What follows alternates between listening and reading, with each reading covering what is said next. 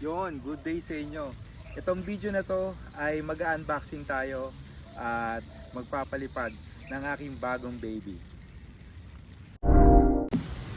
Bago ang lahat, gusto ko lang magpasalamat sa lahat ng mga nakasama na meet ko sa Boy First Timer Camp 2 sa Palawig, Zambales, Camp Sitio Tanghal. Salamat po, napaka-solid na lugar at solid na experience. At syempre, gusto ko magpasalamat kay Boy First Time, kay Ma'am Prisha, sa lahat ng mga na-meet kong vlogger, YouTuber, John Pax, Yoma Men, PH General, Pobre Manlalakbay, syempre si Idol Sir, Dodong Laagan. Nice to meet you all po. Sobrang saya ko at na-overwhelm ako na ma-meet kayong lahat. Especially yung community, napaka-solid at napakaganda po na experience. Sinuwerte po tayong mabunot at mapasa akin itong Potensic Atom. Unbox natin at testingin natin ang Potensic Atom ni Boy P. Sa spot na kung saan dito ako nag-practice sa pagdo-drone. Ito yung unang spot.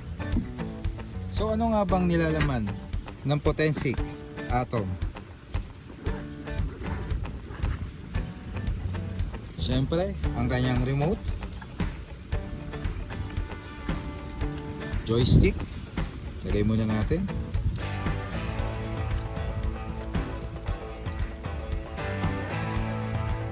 And then, the usual extra propeller, mga cables, charging cable, type C, at user manual. And then of course may mga spare screw, no? So ito nga po pala ay isang beses lang pinalipad ni Boy P doon din sa Palawig.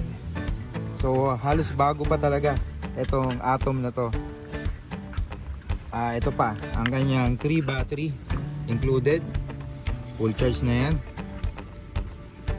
Yan, oh. Testingin natin. At siyempre ang drone, ang Atom. So ayan yung ating battery. Memory card, meron siya dito, ang memory card niya. Actually, na-surprise ako kasi may kasamang memory card. Pagbigay sa akin. Go-confirm ko pa kay Boy P kung accident. Kasi I'll check the files, wala naman nakalagay. Naka-format talaga siya. Pero gagamitin ko muna ngayon sa pagpapalipad ko. Tanggalin natin ang gimbal cover. At ayan siya. 4K. So ayan na. Kailangan ko lang salpak syempre yung phone to connect. At yun, pwede nang magpalipad.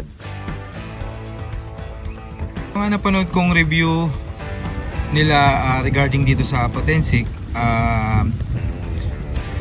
balita ko hindi siya pwedeng i-hand take off compared to DJI.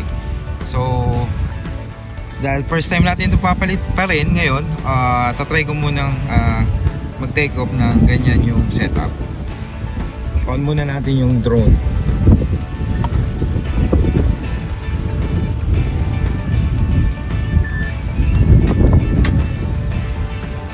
Wind condition ngayon medyo malalakas konti, medyo gusty siya, no? So hopefully kayanin ni Potensic Atom yung hangin ngayon. Tingnan natin. Antayin ko lang mag full yung GPS and then start na tayo magpalipad.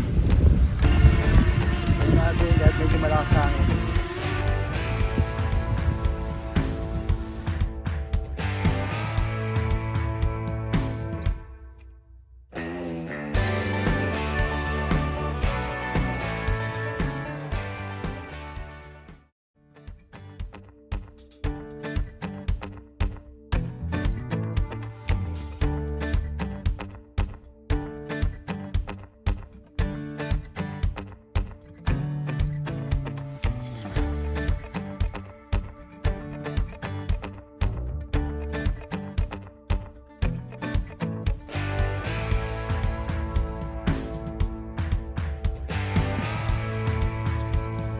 try din natin kung pwede siyang i-hand take off, no? Kasi very important sa akin yung makapag hand take off saka hand catch, lalo na kung nasa mga lugar ka na alanganin. So it's the best kung makakapag hand take off to saka hand catch, no? So let's see kung kaya, no?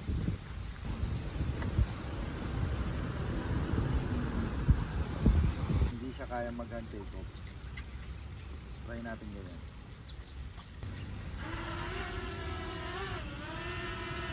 Negative sa hand take off. Tingnan natin hand cut ng potency kung po pwede.